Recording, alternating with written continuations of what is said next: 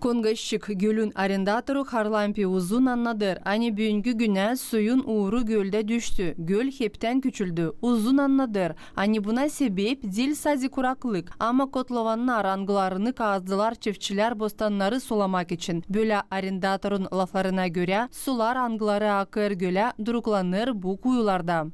Здесь три русла, которые нас подпитывают озеро, они высоко. Köyün bostancıları istemediler kendileri sebepleri açıklasınlar ama kamerasız anlattılar. Gölde kalmadı su kuraklık beterine. Onlar sayırlar ani arendator lazım baklasın gölü muldan. Angısı toplanıldı su sızıntısında çok yılların süresinde. Bu yardım edecek göl kurumasın. Это озеро сушит.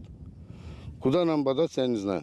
Arendator anlattı, ani danıştı primariye, ekologiya kurumlarına, prokuraturaya. O sayır, ani problemi çözme deni lazım kotlovanları kapama. Только кому не обращались, все решают, и никто не может решать. Kime sadece danışmadım. Primariyeye yazdım, ekologiya kurumlarına yazdım, saymak palatasına da hepsi bilir ama karar bu soruşta ta yok. Счетная палата, все задействованы, никто ничего не может делать.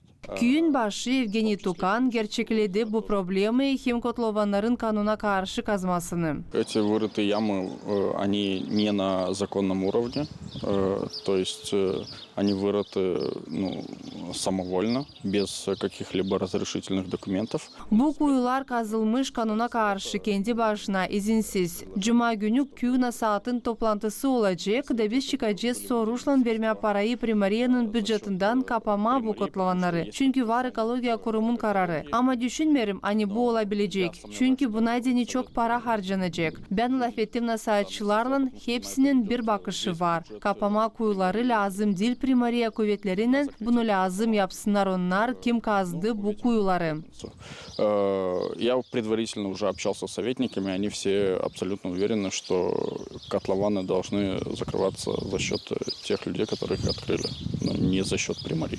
Çiftçilik Bakanı'nın başı Sergey Brishim anlattı. Hani halizden göller yapılı sulamak için ama dil balıkçılık için. У нас будет овощеводство развито только тогда, когда Başçıvancılık ilerleyecek sadece o zaman açan çiftçilerin olacak hakkı gölleri kullanma. O zaman onlar tertipleyecekler gölü, alacaklar oradan su. Bu göller lazımlı olacak başçıvancılık ilerlemek için ama değil balıkçılık için. Sergey Brishim sayır gölleri lazım verme arendaya çiftçilere, angıları yapacaklar lazımlı işleri göllerin ilerlemesi için. Сегодня давайте, к примеру, мы возьмем Alalım örnek gibi bir gölü. Arendator öder onun için 30-40 bin lei primariyenin bütçetine. Ama biz alarsak da paklarsak o gölü onda 15-20 çiftçi işleyecek. Angıların zarzavat, soğan, karpuz ya da morkva bereketi iyi olacak. Bugün soğanları sularsak onlar verecek 80 ton bereket hektardan. Karpuzlar verir 60 ton hektardan. Bugün karpuz tutarsa 6-7 o zaman bu olacak pek bereketli, hem gelirli kultura angısı verecek 200 bin lei. Kongaşçı köyün çiftçileri bu soruşta gösterdiler. Hani böyle var nasıl olsun. Arendator Harlampi uzun danışır kuvvetlere çözsünler bu problemi. Çünkü böyle de giderse ileri doğru göl kuracak. Onun laflarına göre bu problemi lazım tez çözülsün. Lazım durgutma. Bu işlem durgutma. Bilmiyorum kim durgutacak ama durgutma. Озеро işlesine, derler işlesine, pak olsunlar. Nişanları sani göllerin probleması kalır açık. Gagauzya'da 18 göllerden 10 kötü halda bulunurlar. Tatyana Stavilova, Dora Ikizli, Alexander Glekov, Alexey Gerchu, GRT, haberler.